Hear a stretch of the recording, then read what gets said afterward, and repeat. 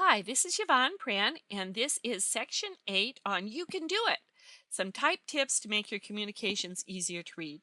Now, this is a very brief video, and it only covers just a few elementary tips in this overview series. In my other sections on typography, I have a lot more for you, but I just wanted to hit some highlights here that will give you a little taste of some of the things that you can do to modify your type to make your publications easier for people to read.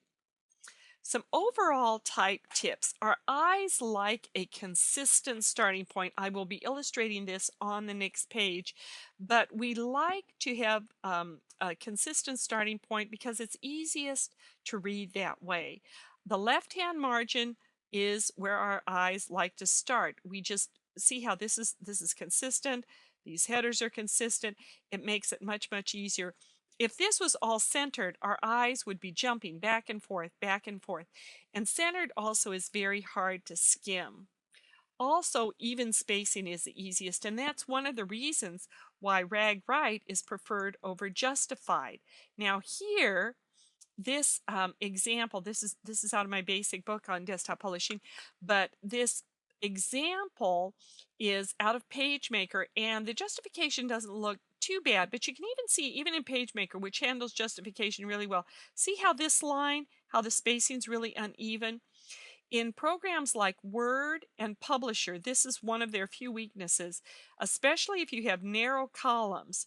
The spacing will be all over the place. You'll have a lot of these white, it's called rivers of white, these big gaps where it's very hard to, it's just really hard to read. It makes it very difficult on the eye. But if you just do rag right, no matter what program you're in, you see how it evens out the typeface. You always want in typography, for it to look professional, you want what's called even color. And you see how much more consistent and even this one is than the one up above it. Now, over here, where we have the ragged left, this is awful.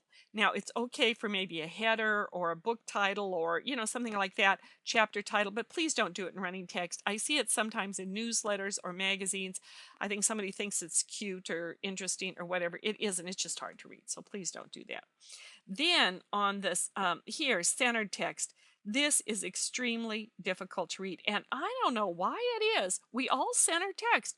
It's sort of like that's the default layout for most people is we tend to center text, but it really is much more difficult to read. And I'll show you some examples of that in a minute.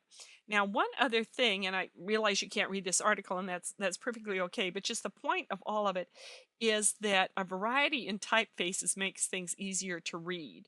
Um, Helvetica or Arial in Times, Helvetica and New Century School Book, just different things that you can combine where your headers are one typeface and your body text is another, or you make your headers bold and your body text is not bold. That variety makes things much easier to read.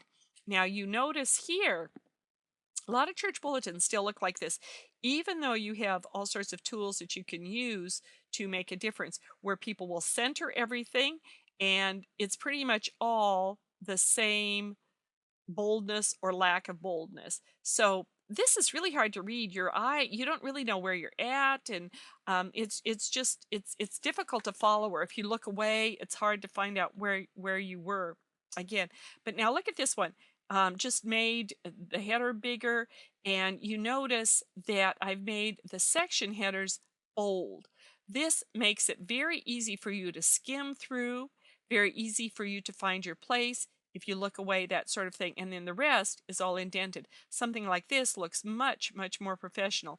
And it doesn't take hardly any time to make the difference in page layout doing something like this as something like that. Very simple changes, but just in modifying the type a little bit, it will make a huge difference in how your publication looks. And again, I have lots more information on this website about typography, but in this overview, I wanted to give you a little bit of a taste, so to speak, to see how type can really make a big difference in how easy it is for your people to get the information that they need. In section 9, we will continue somewhat with type, but more into the whole idea of the importance of output on how you then lay out things and just how you plan your publication overall.